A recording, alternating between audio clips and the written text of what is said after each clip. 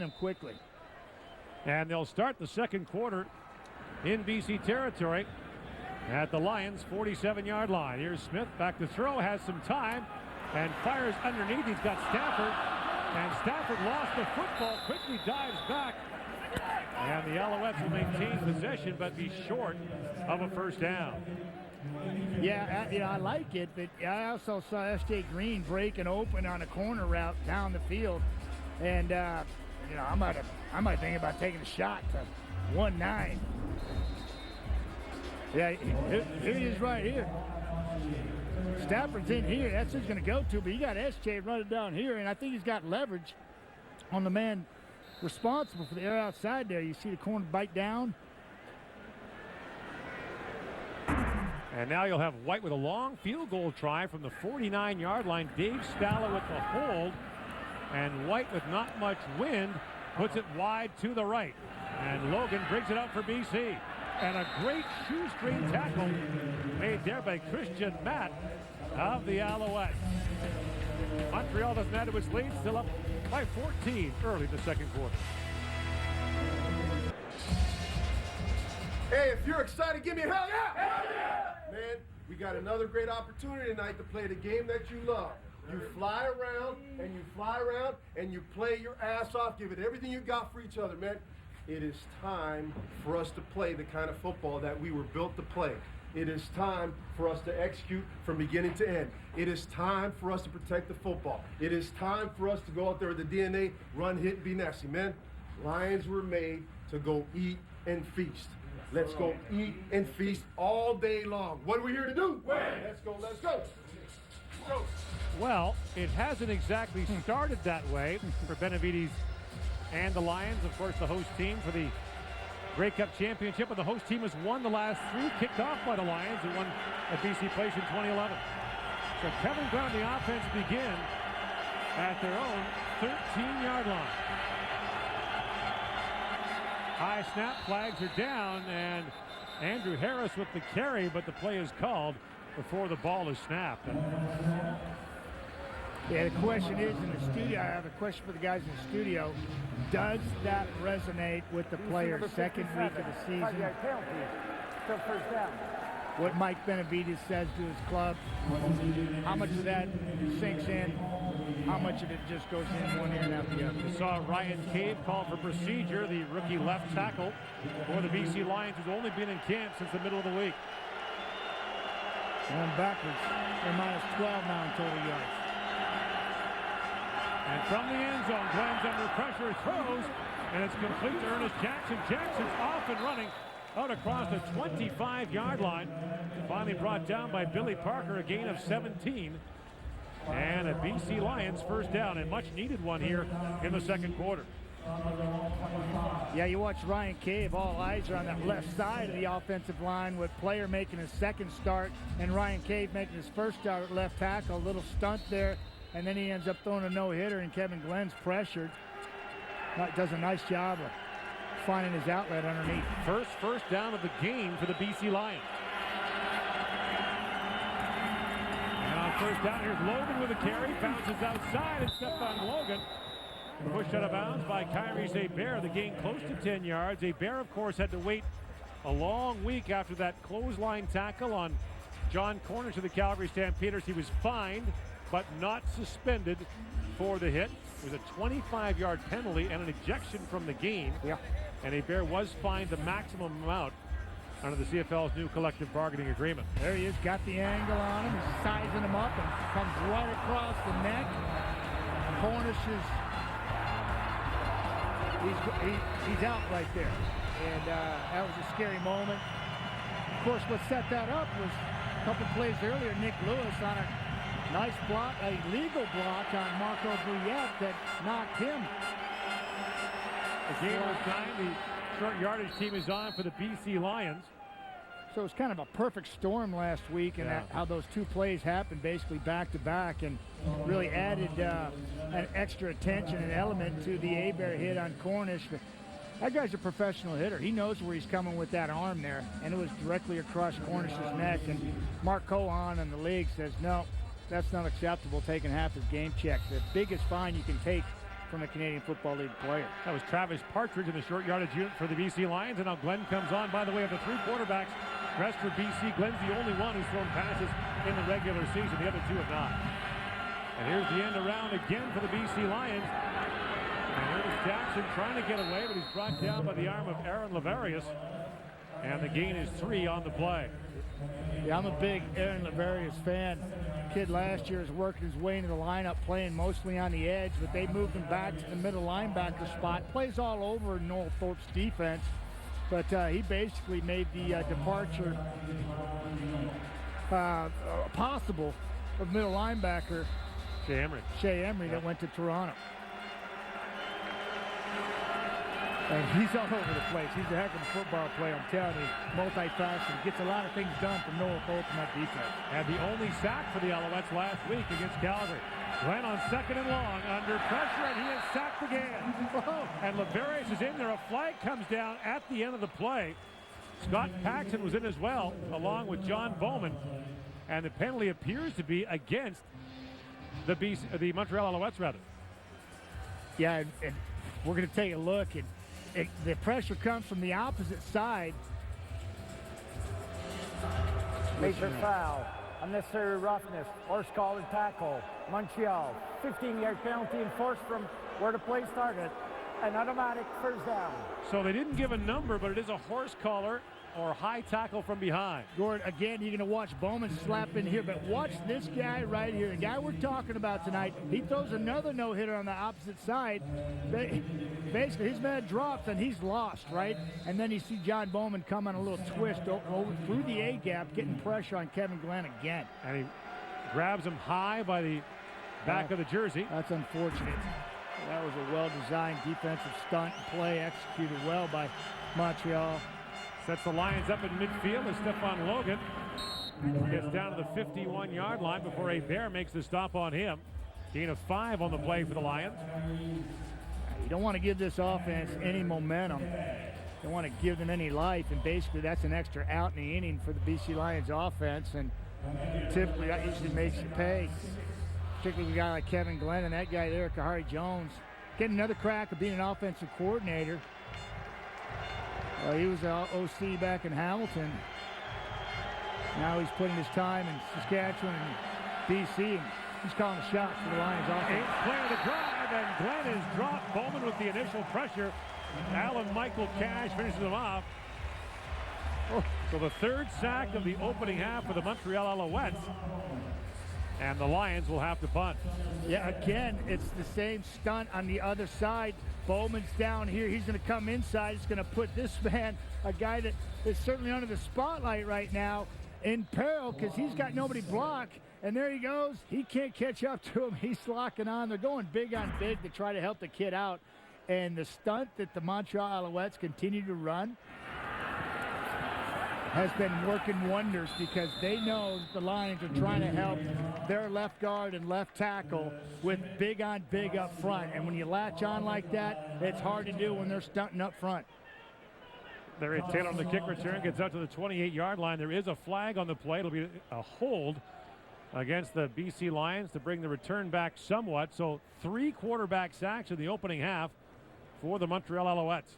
And Ryan Caves, we mentioned, the 29-year-old, is having, as you might expect, holding a tough Montreal, night. 10-yard penalty. Half the distance to the goal, first down. Lions trail by 14. Wendy's Friday Night Football returns to Montreal after this. Hey, Gordon, I mentioned before the break that BC's trying to go big on big. That means you got big men on big men, right?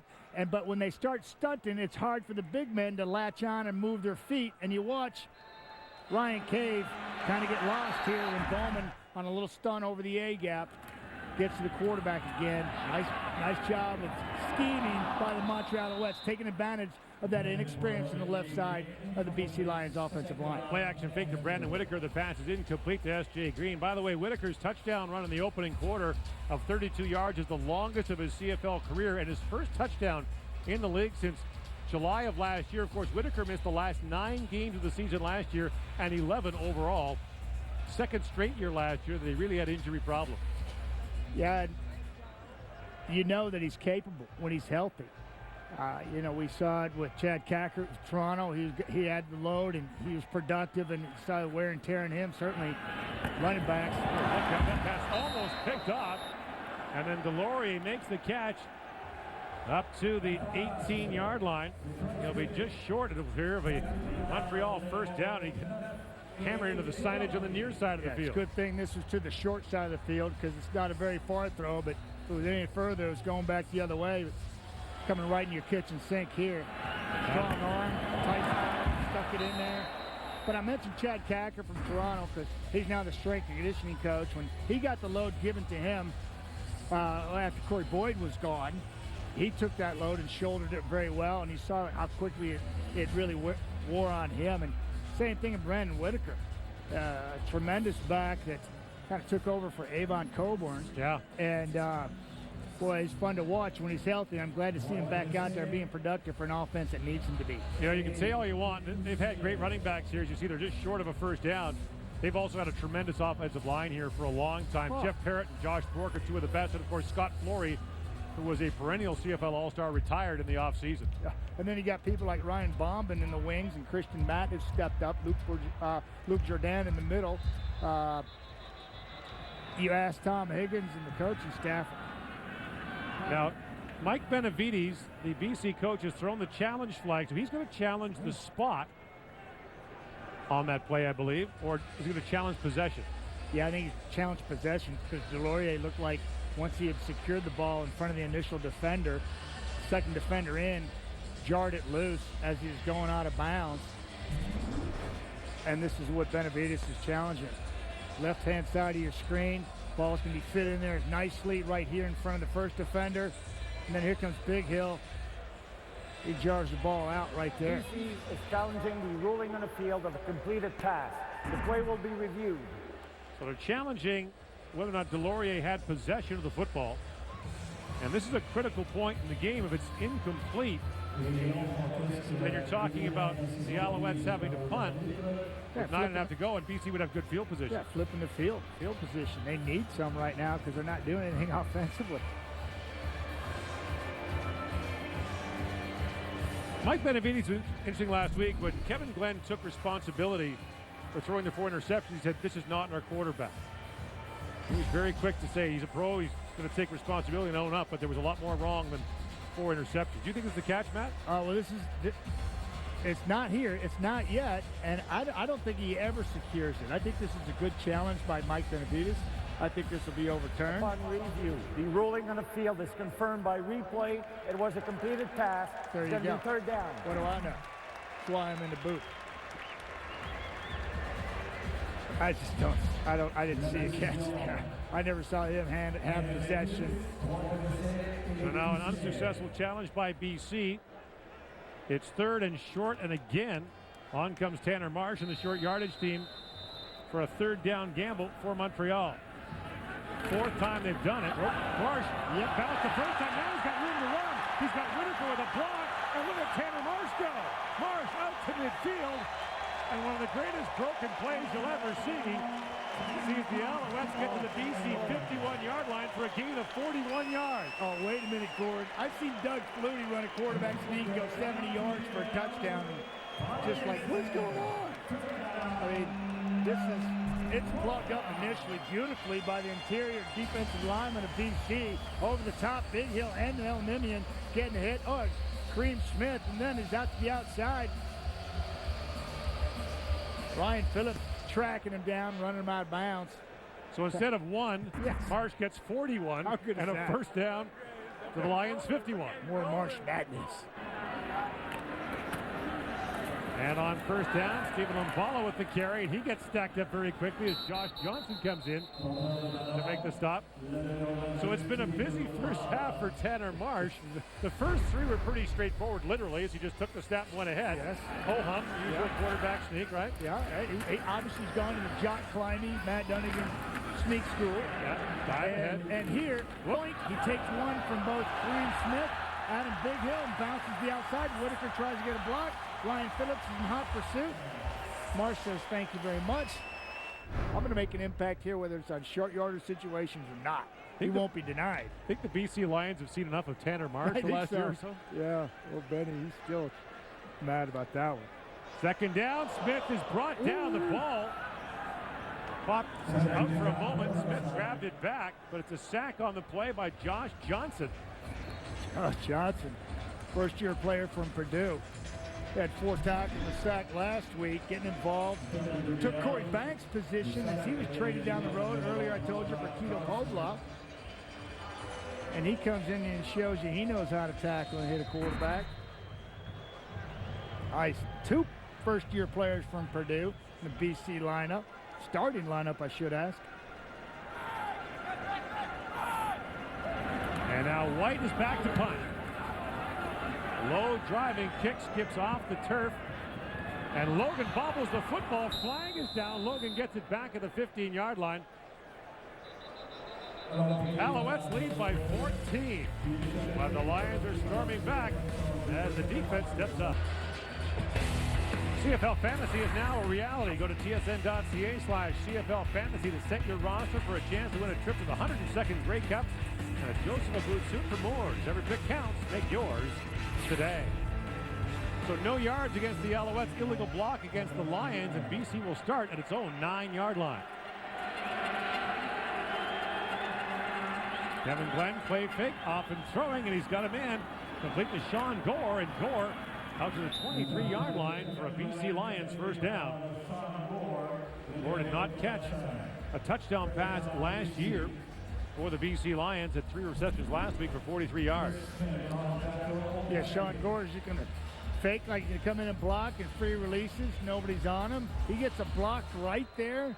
He could still be running. I want to see 85 break out loose because he's got some good wheels.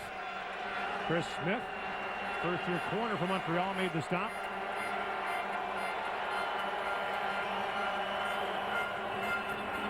And now the first down carry.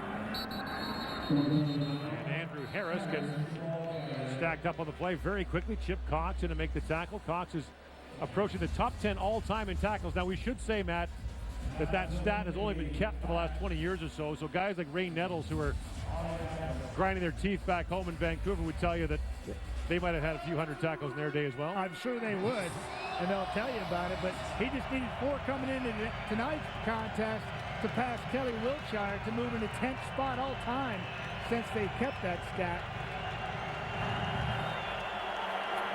No gain on first down. Now Glenn up and throwing on second, swings it out. And the pass is caught by Courtney Taylor. And up in the air he goes as the stop is made once again by Chris Smith, but it's another first down for the BC Lions, a gain of 15 yards. Yeah, right in your kitchen sink. Kevin Glenn rolling to you. Knifes the ball with a receiver and turn up field without breaking stride, and then a nice tackle. Courtney Taylor, well executed all the way around. And Bowman once again lines up over Ryan Cave on the near side of the field. 7 on 57. And they run it that direction. Logan cuts it back. And Scott Paxson jumps over him. The ball is loose. The football's out. And the Montreal Alouettes are saying they have it. Gerald Brown looks like he ended up with it. He's at the bottom of the pile and comes up with the football. So another turnover by the BC Lions. Now remember, this season, all turnovers are reviewed automatically by the CFL Command Center. Yeah, this is Stephon Logan going to try to cut it back here and get stuck right at the ball by the big man, Scott Paxson. Kind of looked like he tackled him by the neck. Now his knee is down on right there. No, the ball was out. So that's clearly a turnover by the Lions. And then it kind of get kicks around right here. Angry Bird trying to pick it up. And Kyrie Zaber, then finally Gerald Brown gets his mitts on it. Everything's working out well for Montreal here in the first half. Bouncers are going their way. So a first down at the Lions' 43-yard line with 5 to go in the first half. And Smith up and throwing, and the pass is knocked away by Dante Marsh. He stepped in front of S.J. Green. I don't think the young quarterback's looking at the defense on this play. He just makes up his mind and this could have gone the other way. Dante Marsh was just waiting for it out there. And he's got people open, but he tries to force this one in. He just, watch his eyes. He'll go to his left right away. Pre-snap read supposedly took him there, but he tries to force this one in there. Dante Marsh very easily could have gotten his 30th career interception. Now on 2nd and long, Smith off and running, a long way to go, being chased from behind by Big Hill, but Smith secures the football, gets a first down on a gain of 16 yards. Ball security is an issue there almost. He's stepping up in the hole there in the pocket and saw some daylight, and watch him coming right at you. Another twist up front by the Lions. They don't cover down the gap. Ball's kind of rolling out there. Good thing Adam Big Hill didn't have another step on him. That could have been on the ground, but Troy Smith showing you his versatility. 30-year-old getting it done with his legs.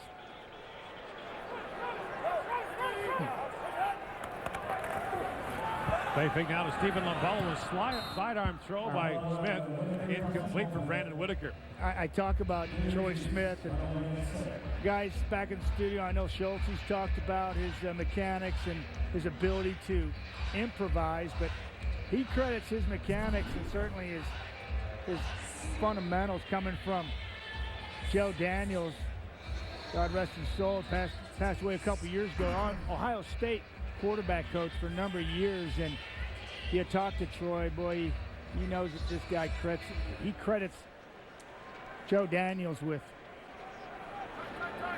all the positive things that he's been able to do as a quarterback and his mechanics. They fake. The pass was batted down at the line of scrimmage by Alec Bazzi. And Alex Bazzi, first-year man out of Marshall, was a man who basically, for the BC Lions, made Chris Wilson expendable. And Wilson wound up here in Montreal. Yeah, and he's been a big factor. You know, he's kind of guy on the other side of Kareem Smith right now, unsung hero, but oftentimes when the guy on the opposite side's making plays, it's because you're forcing the issue to him, and often the case with Bazzi early on. 35-yard field goal try by Sean White, who missed his first attempt of the game from well out. Stallo with the hold, and White a low kick that puts it through. And the Alouettes lead is extended to 17 with 3:07 to go in the first half.